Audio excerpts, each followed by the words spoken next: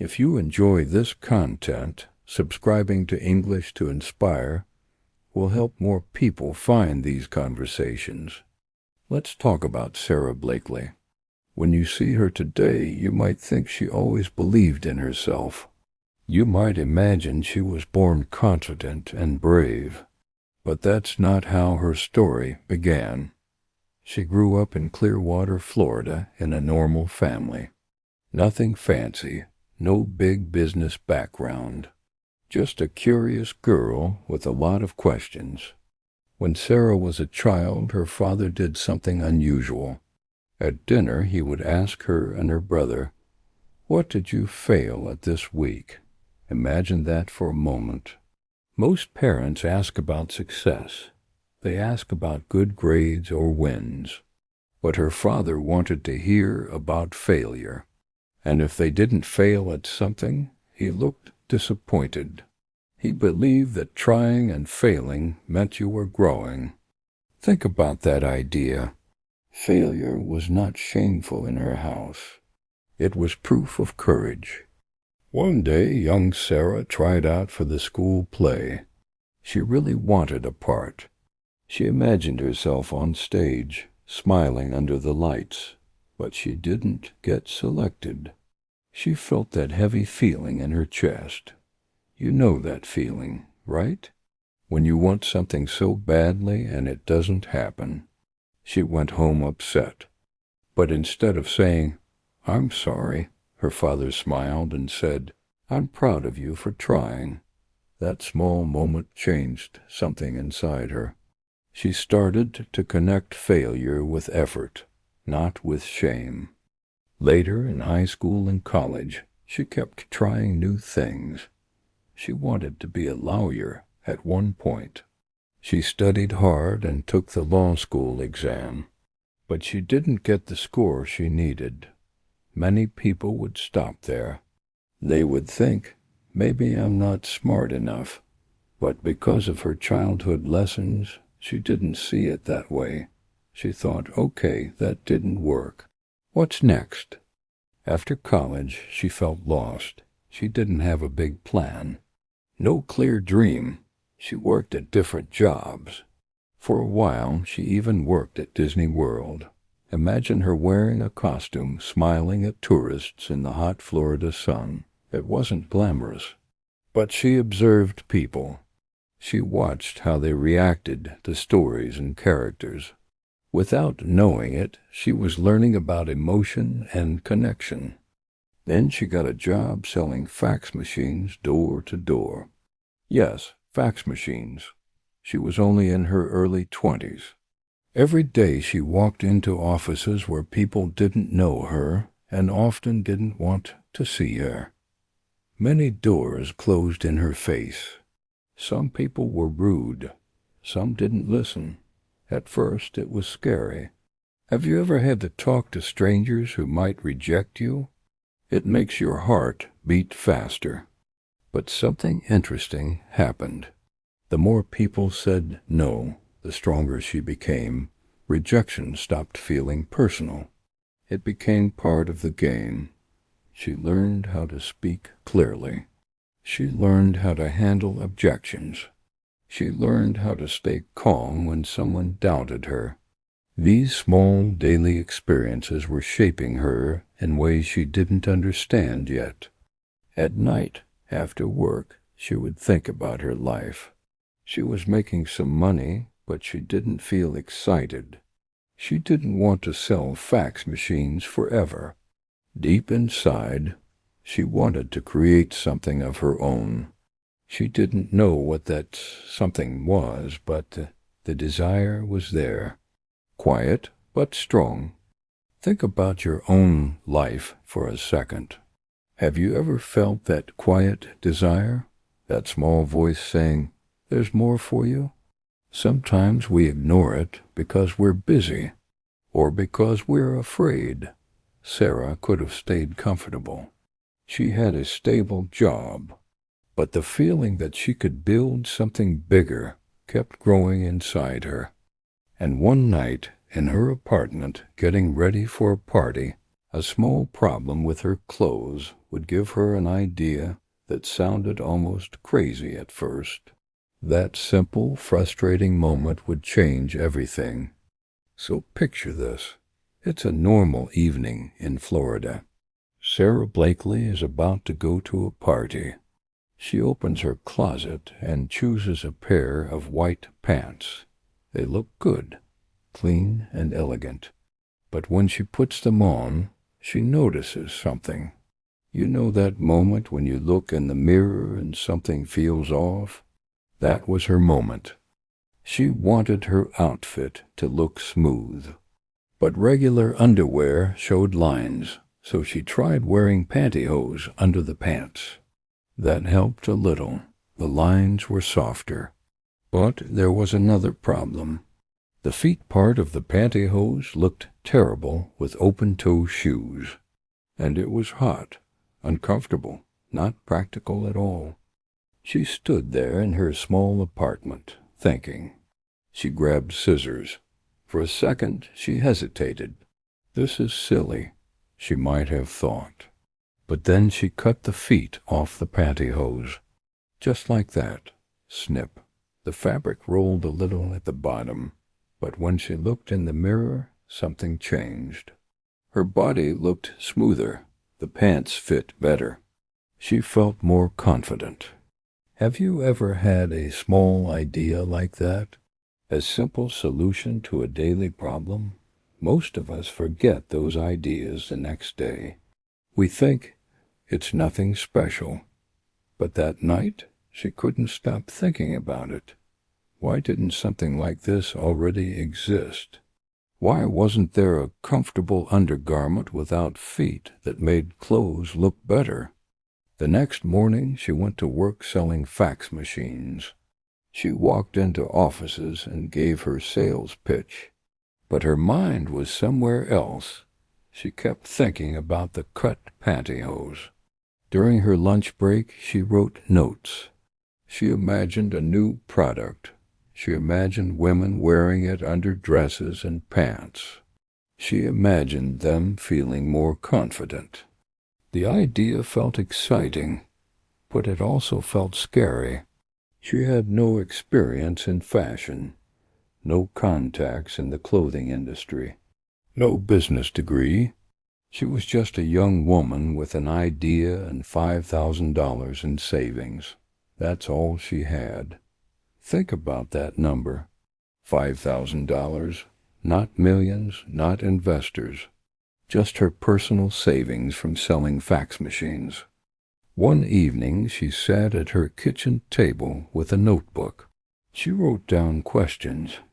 How do you design a product? How do you find a factory? How do you protect an idea? She didn't know the answers, but instead of giving up, she started researching. She went to bookstores. She read about patents.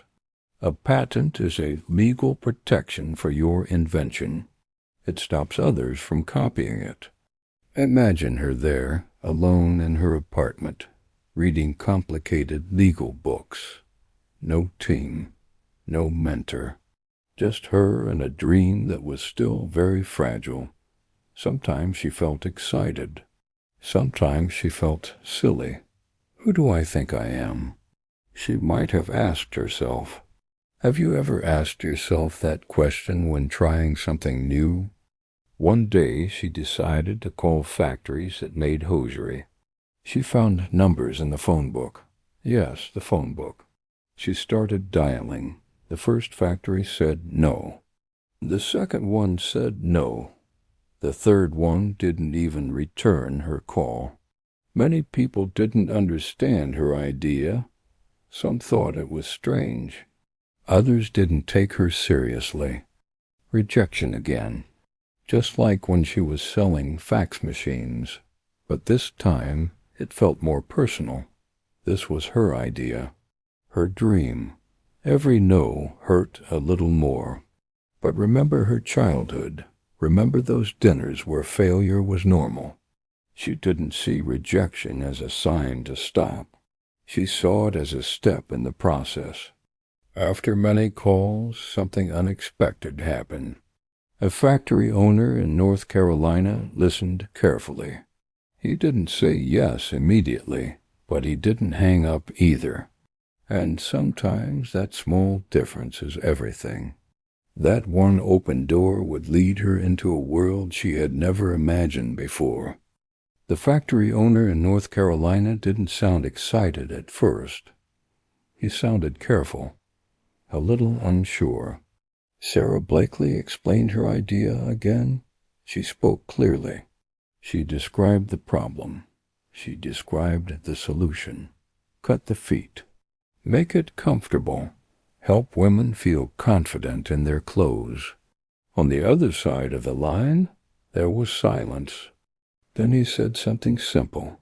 He told her his daughters liked the idea. Imagine that moment. He had mentioned the idea at home, and his daughters said, "That's smart." Sometimes support comes from unexpected places. Those daughters didn't know they were helping to build a future company, but their opinion mattered.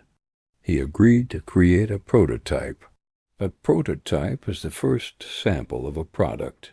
It's not perfect. It's just the first version. When Sara heard that, she felt a mix of relief and fear. Relief because someone finally said yes. Fear because now it was real. No more dreaming. Now she had to move forward. She drove to North Carolina to meet the factory team. Picture her walking into a building full of machines and fabric. Mostly men working there. She was young. She had no experience in clothing design, but she walked in with confidence. Or at least she tried to look confident. Have you ever pretended to feel brave while your stomach felt nervous? They showed her different fabrics. Some were too thin. Some were too tight. She touched each one. She stretched them. She imagined how women would feel wearing them. She wanted the material to hold the body gently, not painfully. She didn't want women to feel trapped. She wanted them to feel supported. Back in Florida, she worked on another big step. A patent. She couldn't afford an expensive lawyer, so she decided to write the patent application herself. Think about that. Patent documents are usually written by professionals, but she sat at her computer and studied examples. She learned the language. She filled out the forms. It took time and patience. At the same time, she was thinking about the brand. She wanted a name that was fun and different, something that sounded bold. She played with words. She liked strong K sounds. They felt powerful. One day the name came to her. Spanx. Short, memorable, a little playful. When she said it out loud, it made her smile. She designed the packaging, too. Most undergarments were sold in boring beige boxes. She wanted something bright and friendly. She drew simple sketches. She imagined women picking up the box and feeling curious instead of embarrassed. She wasn't just selling fabric. She was selling confidence. All of this was happening while she still worked her full-time job selling fax machines. During the day, she wore business clothes and knocked on office doors. At night, she worked on her dream. She answered emails. She made calls. She organized papers on her kitchen table. She didn't quit her job immediately. That's important. She reduced risk step by step. Some nights she felt tired, really tired. Doubt would visit her. Is this crazy, she might think?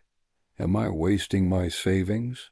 $5,000 was almost everything she had. If this failed, she would have to start again from zero. That's a scary place to imagine. But she kept going. Why? Because the idea felt right. It solved a real problem. and she believed women would love it once they tried it. Belief is quiet at first.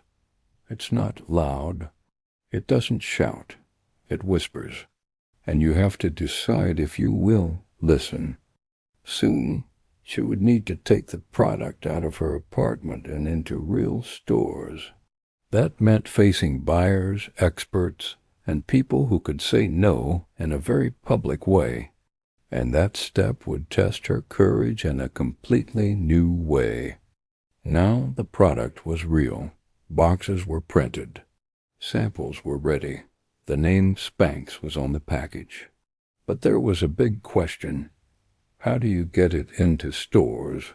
Sara Blakely had no contacts in fashion, no big network, just a phone and a lot of courage. She decided to start with high-end department stores. That sounds bold, right? Instead of thinking small, she aimed high. She called buyers at places like Neiman Marcus. A buyer is the person who decides what products a store will sell. It's a powerful role, and these buyers were busy. They received hundreds of calls. At first, many didn't respond. Some assistants blocked her calls. Some said send information by mail. That usually means no, but she kept trying. Finally, one buyer at Neiman Marcus agreed to meet her. She flew to Dallas with her samples in a suitcase. Imagine her on that plane, excited, nervous, repeating her pitch in her head. When she arrived at the store, she met the buyer in a small office. The buyer listened politely. But Sara felt the energy was cold. The woman didn't seem convinced. So Sara did something unusual. She asked if they could go to the restroom. Yes, the restroom. Inside the restroom, Sara asked the buyer to try the product on under her clothes. It sounds bold, maybe even strange. But Sara knew something important.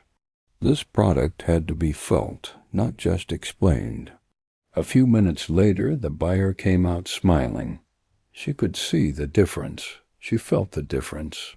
That moment changed everything. The buyer decided to place a small order. Not huge, just a test, but it was enough. Spanx would be sold in 7 Neiman Marcus stores. When Sara left the building, she felt light, like she was floating. One yes after so many no's, that's powerful. But here's something interesting. After the product arrived in stores, it didn't sell immediately. Customers walked by. They didn't know what Spanx was. The packaging was new. The name was new. No one understood it yet. This is a moment many people give up. They think, maybe I was wrong. Sara didn't wait. She called friends in different cities. She asked them to go into the stores and ask about Spanx. Where is it? They would say to the sales staff. This created curiosity. Salespeople started paying attention. They began recommending the product to customers.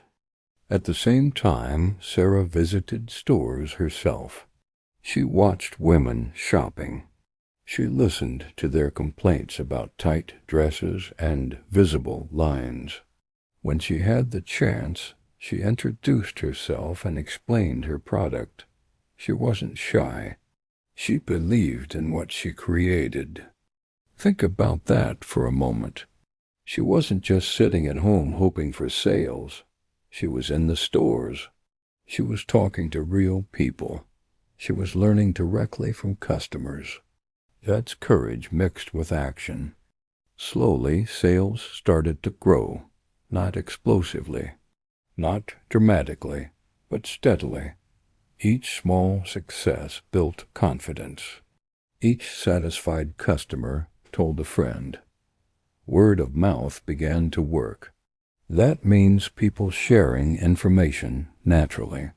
Still, she was not famous. She was not rich. She was still handling customer service herself. If someone called with a question, she answered. If there was a problem with an order, she fixed it.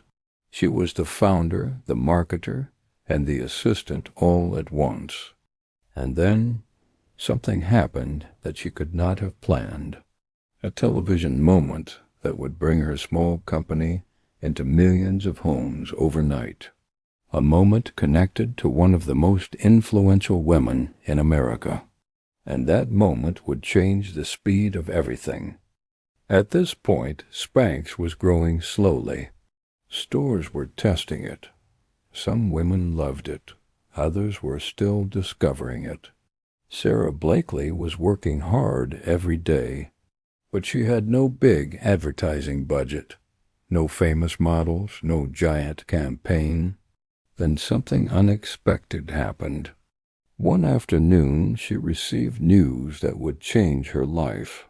Oprah Winfrey had chosen Spanx as one of her favorite things. Now, if you don't know, Oprah's recommendations were extremely powerful at that time. When she said she loved a product, millions of people listened.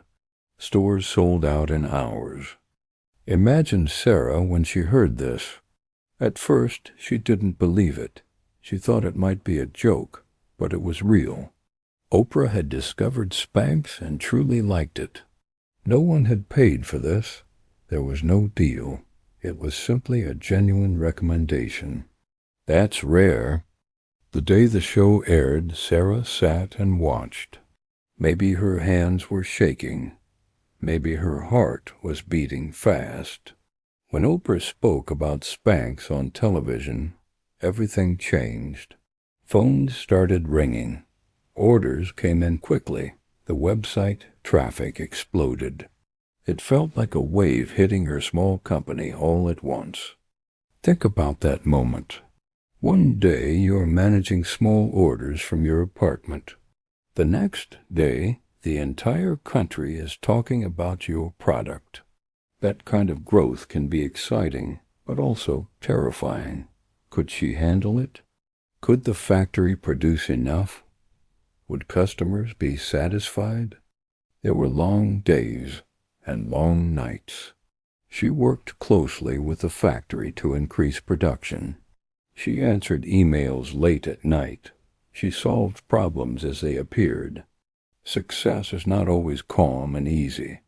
Sometimes it feels like chaos. Good chaos, but still intense. One story from that time is very human. After Oprah's show, Sara went to a store to see Spanx on the shelves. She stood quietly in the corner and watched women pick up the box. Some read the back, some smiled. One woman bought it and looked excited. Sara didn't tell them she was the founder. She just observed. She felt grateful. Have you ever worked on something for a long time, not knowing if anyone would care, and then suddenly people care a lot? That shift can be emotional. Sara once said she felt proud, but also responsible. Now millions of women trusted her product. She didn't want to disappoint them. Money started coming in, real money. But here's something important. She had never taken outside investors. That means she didn't give part of her company to other people for funding. She owned it, 100%. That gave her freedom. She could make decisions based on her vision, not pressure from investors. But freedom also means responsibility. If something failed, it was on her. If something succeeded, it was also on her. She had to grow from a solo founder into a real leader. She had to hire people, build a team, learn to trust others. Success after Oprah was fast, but it wasn't magic. It was built on years of small actions. Cutting pantyhose in her apartment, calling factories, flying to Dallas, standing in a restroom explaining her idea. Each small brave step led to that big moment on television. And as the company grew bigger and bigger, she faced a new challenge. How do you stay creative and different when you are no longer small? How do you protect the spirit that made everything possible in the first place? After the big television moment with Oprah Winfrey, everything moved faster. Orders increased. Stores wanted more products. This small idea that began in an apartment was now a fast-growing company, and Sara Blakely had to grow with it. At first, she did almost everything herself. She answered customer emails. She reviewed packaging. She talked to factories. But soon that was impossible. There were too many tasks, too many decisions, so she started hiring people. Imagine that moment. When you hire your first employee, it feels serious. It means you are responsible for someone else's salary, their rent, their family. She didn't look only for experience. She looked for attitude. She wanted people who were positive, people who believed in the product. She cared about energy in the office. She once said she preferred someone kind and curious over someone with a perfect resume. Think about that. Skills can be learned, but attitude is harder to change. There's a story about her early office days. The team was small. They worked in tight spaces. Sometimes boxes were everywhere. It wasn't glamorous, but there was excitement. When someone had an idea, they shared it openly. Sara encouraged creativity. She didn't want a stiff corporate culture. She wanted playfulness. One simple example shows her style. Most companies would hire professional models for product photos. Sara sometimes asked real women to model, friends, team members. She wanted authenticity. That means something real and honest. She believed women wanted to see bodies like their own. As the company grew, competitors appeared. Other brands started making similar products. That could feel threatening. But instead of panicking, she focused on innovation. Innovation means creating new ideas. She expanded into different types of shapewear. Different colors, different sizes. She listened carefully to customer feedback. Have you ever built something and then felt afraid someone would copy it? That fear is normal. But fear can either freeze you or push you to improve. For Sara, it became fuel. She kept asking, "What's next? How can we make it better?" There were also mistakes. Not every product was a success. Some items didn't sell well. Some ideas didn't work. But remember her childhood. Failure was part of growth. In meetings, she wasn't afraid to admit something didn't work. That created trust. Her team felt safe to experiment. One touching story shows her leadership style. When Spanx became very profitable, she surprised her employees. She gathered them together and announced a gift. She gave them plane tickets and money as a thank you for their hard work. Imagine the faces in that room. Shock, joy, tears. She wanted them to feel included in the success. Money was important, of course, but meaning was more important. She wanted to build a company where people felt proud to work, not just a place to earn a paycheck. As years passed, Spanx became a billion-dollar company. That number sounds huge, but behind it were thousands of small decisions, small risks, small moments of courage. And even as her wealth grew, she tried to keep her mindset simple. Still, being a billionaire brings new questions. How do you stay grounded? How do you avoid becoming disconnected from reality? Those questions began to matter more and more as her personal life and public image continued to evolve. As Spanx continued to grow, the world started to see Sara Blakely in a new way. She was no longer just a young woman with scissors in her apartment. She was now one of the richest self-made women in America. That title sounds impressive, but it also creates pressure. People began to interview her. They asked about money, about power, about success. But when she spoke, she often returned to simple ideas. She talked about failure. She talked about belief. She didn't suddenly act like a distant business expert. She stayed relatable. There's a story about how she handled her wealth that says a lot about her character. When Spanx became extremely successful, she didn't rush to change everything in her life. Yes, she enjoyed some luxuries, but she also stayed connected to her roots. She remembered selling fax machines. She remembered the small apartment. One powerful moment happened when she joined the Giving Pledge. The Giving Pledge is a promise by wealthy individuals to donate most of their money to charity. It was started by Bill Gates and Warren Buffett. When Sara signed that pledge, she was making a public promise. She was saying, "This money is not just for me." Imagine sitting down and deciding to give away most of your fortune. That's not a small decision. It shows long-term thinking. It shows responsibility. She believed success should create opportunities for others. Another story shows her heart in a simple way. One day she was speaking to a group of young women. After the talk, a girl came up to her and said she felt afraid to start her own project.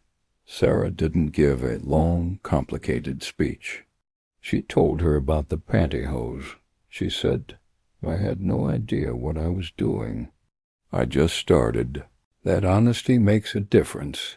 She didn't pretend the path was clear. She admitted she learned as she went. Have you ever waited to start something because you felt unprepared? Many people do. They think they need one more course, one more book, one more year. Sara's story challenges that idea. She didn't wait to feel ready. She moved forward and figured things out step by step. That doesn't mean she was reckless. She was careful with money. She kept her day job at first. She studied patents. But she didn't wait for perfect conditions. As her company matured, she also faced changes in the business world. New trends, online shopping, social media. She had to adapt. Adapt means to change when the environment changes. That requires humility. You have to admit you don't know everything. In interviews, she often laughs easily. She tells stories about mistakes. She makes success feel human, not distant. And that's important, because when we see success as something only special people achieve, we disconnect from it. But when we see the human steps behind it, we start to think, maybe I could try too. And as time passed, she reached a new chapter, a moment when she decided to sell a large part of her company, a decision that would mark the end of one era and the beginning of another. Years passed, and Spanx was no longer a small, fast-growing company. It was established, strong, known around the world. And then, in 2021, Sara Blakely made a surprising decision. She agreed to sell a majority stake of Spanx to an investment firm called Blackstone. Now, let's pause for a second. For more than 20 years, she owned 100% of her company. She built it from nothing. No investors, no partners. So why sell a big part of it? Imagine sitting in a quiet room, Thinking about your life's work, you remember the first sketch, the first factory call, the first store order. Letting go of control is emotional. It's not just business, it's personal. But Sara explained that she wanted help to take the company to the next level. Bigger distribution, more global growth, more categories. This wasn't about giving up. It was about expanding. Sometimes growth requires partnership. That's a hard lesson. Many entrepreneurs hold on too tightly. They fear losing their vision. Sara chose carefully. She remained involved as executive chairwoman. She didn't disappear. There's a beautiful story connected to this moment. After the deal was completed, she gathered her employees again. She stood in front of them and announced that each one would receive a financial gift, not a small bonus, a meaningful amount. And she added 2 first-class plane tickets for each person. She told them to go anywhere in the world. Picture that room. Some employees cried. Some laughed in shock. Many had been with the company for years. They had believed in the mission, and now they were sharing in the reward. That decision showed something important. She didn't see success as a solo victory. She saw it as a team achievement. Have you ever thought about how you would act if you suddenly had more than enough? Would you hold it tightly, or would you share it? It's easy to say we would be generous. It's harder to actually do it. After the sale, Sara had more time and freedom. She focused more on family, philanthropy, and mentoring other entrepreneurs. She became an investor in smaller companies. She enjoyed helping others avoid the mistakes she once made. But even with financial freedom, she still talked about fear. She admitted that every new project still feels uncertain. That honesty matters. It reminds us that courage is not the absence of fear. It's action despite fear. In interviews after the sale, she reflected on her journey.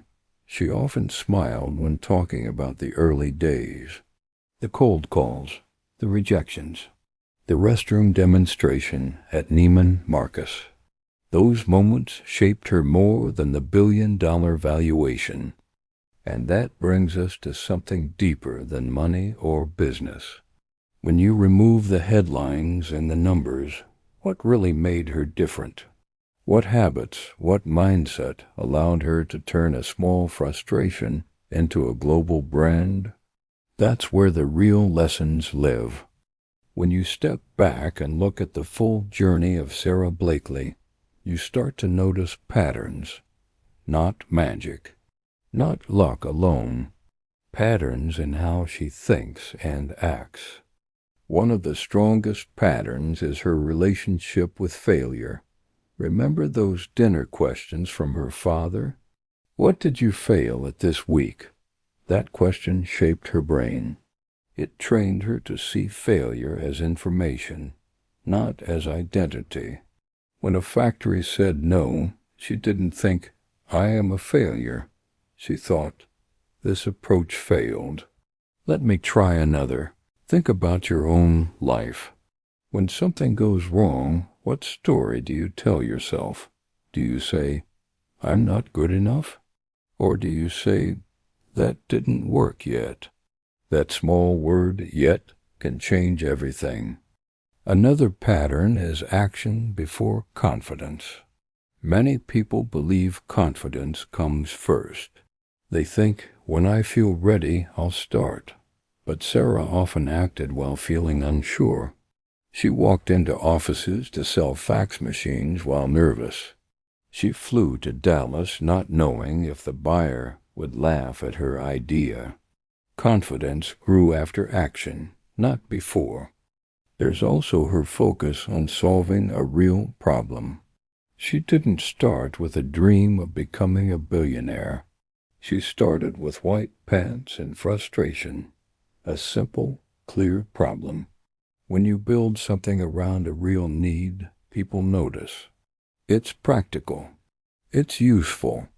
She also protected her vision carefully. She didn't take outside investors in the early days. That gave her creative control. That decision required patience. Growth was slower at first, but she kept ownership. That choice shaped her future. Have you ever rushed something because you wanted quick results? Quick money, quick attention. Sara's path shows that steady growth can be powerful. Slow does not mean weak. Sometimes slow means strong foundations. Another important trait is storytelling. She didn't just sell fabric. She told a story about confidence, about feeling good in your clothes. She used humor. She used honesty. That made the brand human. People connect to stories more than to features. And let's talk about courage in small moments. Courage is not always dramatic. It can be calling one more factory, sending one more email, walking into one more store. These small acts, repeated daily, create big change over time. If you listen to her interviews, you'll notice she often laughs about mistakes. That lightness helps. When you take yourself too seriously, fear grows. When you allow room for mistakes, creativity grows. So here's a gentle exercise. Next time something doesn't work in your life, pause. Instead of judging yourself, ask, what did this teach me? Write it down. Keep a small failure journal, like her father's dinner conversations. Notice how your mindset shifts over weeks. Sara's story is not only about business. It's about how you see challenges. It's about how you respond to rejection. It's about whether you let small doubts stop you. And when we bring all these lessons together, they lead to a final reflection.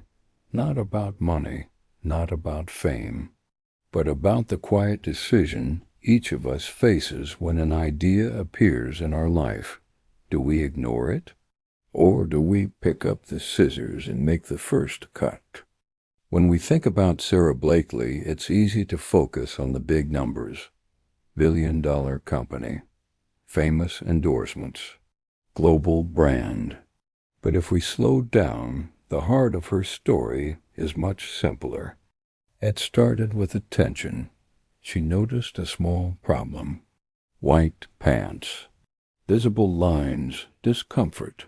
Many people experience small frustrations every day, but most of us move on quickly. She didn't. She stayed curious. She asked, why doesn't a better solution exist? That question opened a door. Then came responsibility. She didn't just complain. She experimented. She cut the pantyhose. She tested the idea. She made calls. She saved money. She risked her own $5,000. Think about that risk. It wasn't extra money. It was almost everything she had. That shows commitment. There's something powerful about betting on yourself. It feels uncomfortable. Your mind will whisper doubts. What if it fails? What will people think? She heard those whispers too, but she didn't let them control her actions. Another lesson is patience. Spanx didn't explode overnight. Before Oprah, before headlines, there were quiet years. Years of learning. Years of rejection. Growth looked small at first. But small growth, repeated, becomes large. Have you ever wanted immediate results? We all have, but real change often moves slowly, like a plant growing underground before you see it above the soil. Sara watered her idea daily. Calls, meetings, packaging design, customer feedback. None of these tasks were glamorous, but they were necessary. There's also generosity in her story. When she sold part of the company, she shared the reward with her team. When she became wealthy, she chose to give much of it away. Success did not close her heart. It expanded it. Imagine what that mindset does to a person. Instead of asking, "How much can I keep?" she asked, "How much can I create and share?" That shift changes how you see money. It becomes a tool, not a trophy. And maybe the most important lesson is this: you don't need to feel ready to begin. She was not a fashion expert. She was not a lawyer. She was not a manufacturing specialist. She learned by doing, step by step. So here's a simple thought to carry with you. What small problem in your life is waiting for your attention? It might not become a global brand. That's not the point. The point is practice. Practice noticing. Practice trying. Practice failing without shame. Next time you feel that quiet idea inside you, don't push it away immediately. Sit with it. Write it down. Take one tiny action.